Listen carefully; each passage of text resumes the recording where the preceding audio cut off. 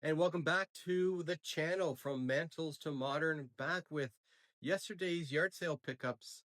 I hit about 5 or 6 yard sales, only got cards from 2 of them, and this is the first one. I think it was $40, $10 a card, which may seem a bit high considering the condition, but the all these cards are OPC, and the first 3 are from 1969. OPC is a set that many of you know I am building. It's a low-end, low-condition set, and these are 3 cards that recap the 1968 World Series between the Detroit Tigers and St. Louis Cardinals.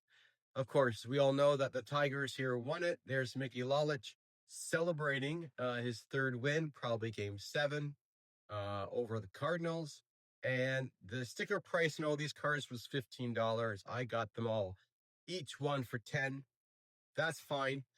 Here's the 3rd one. It's the celebration in the clubhouse as Detroit's heroes go wild. And there's the photographic evidence in the clubhouse. And I think that's Willie Horton there with his shirt off, celebrating with his arms up.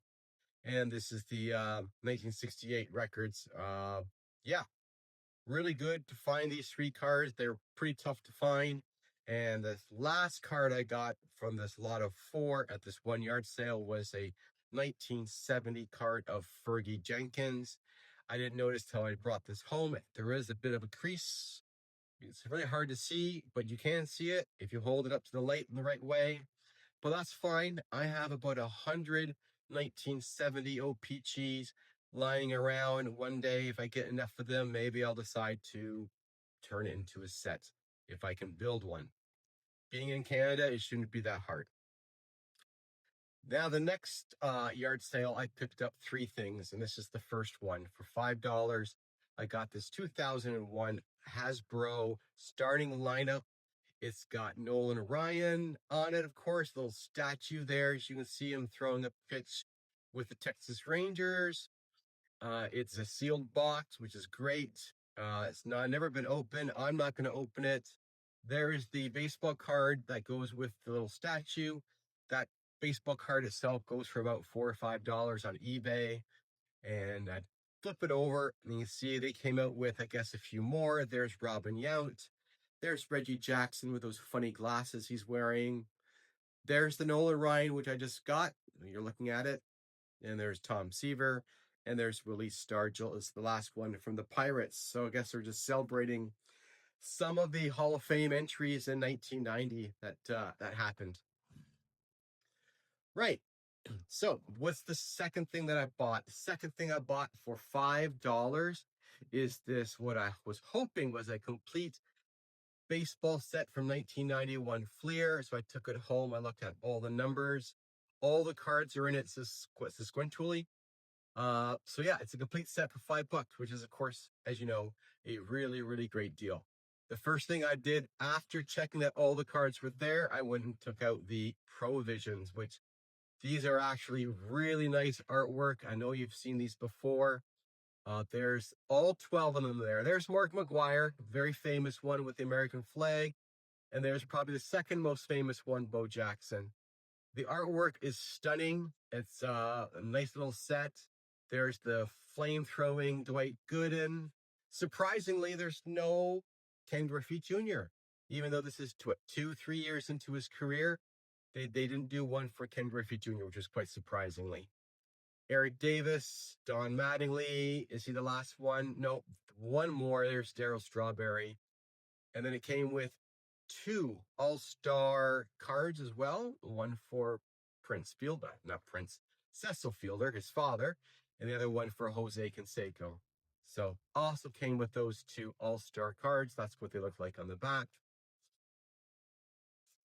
So the next thing I'm going to do, I'm going to show you some of the big cards in this 91 Fleer set.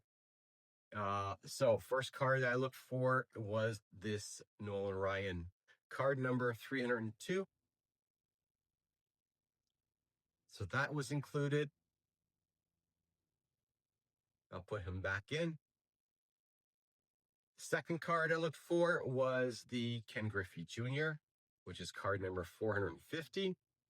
And there he is. So 2 of the most important cards in this set were not taken out, which sometimes you find happens when you see these junk wax sets opened at yard sales in antique malls, that the best cards have been taken out. And then rookies. When it comes to rookies, there are two rookies that are pretty notable. The first one here is Luis Gonzalez with the here he's with the Astros, but of course he's most famous for his walk-off hit in the 2001 World Series in the 9th inning in the 7th game that beat the New York Yankees, which is great. The next rookie is going to be, well, it's not going to be George Brett. He's a bit old, 91 to be considered a rookie. But the next one is, I think he was a teammate of Brett's once, is Jeff Conine. All of you probably know him as Mr. Marlin.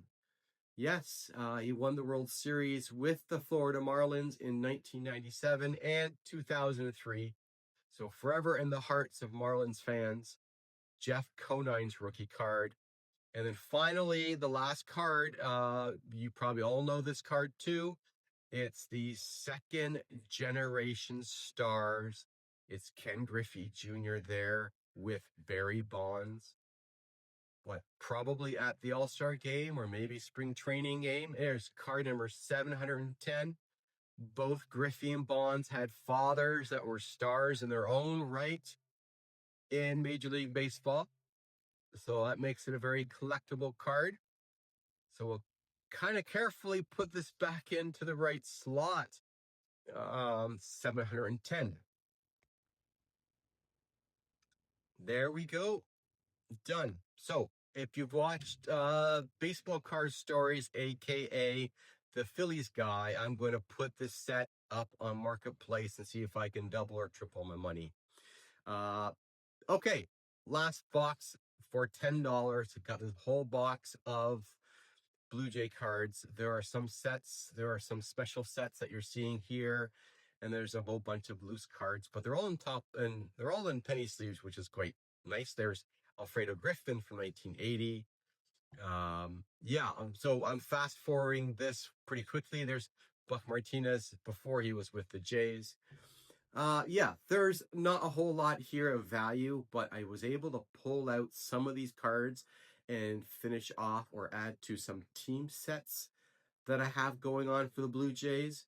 So that was quite useful. A lot of the really junky wax ones. Oh, there's Mark Whitten. I did check to see if it was not the error card, and it was not. Where was I? I'm going to sell off some of the junk wax late 80s, early 90s cards, but I'll keep the OPC late 70s and early 80s because you never know when I can flip those to be traded with someone or put a bigger lot together. Always people here in Canada looking for OPC Blue Jay cards. All right, so yeah. Oh, there's some 83s, Dave Steve, Buck Martinez. Here's an 89 complete team set of the Jays from Fleer, which I already had. And I think that's 1992 Fleer. And some ultra cards from 92 as well. All right. So thank you for watching my recap. I think I did pretty well for what I paid. And please don't forget to subscribe to the channel and take a look at the cards here I'm going to save. These are the cards I'm saving. The rest I'm going to throw into a box. And when I get enough cards, I'm going to sell them. And right, that's it. Until next time, keep watching and keep collecting.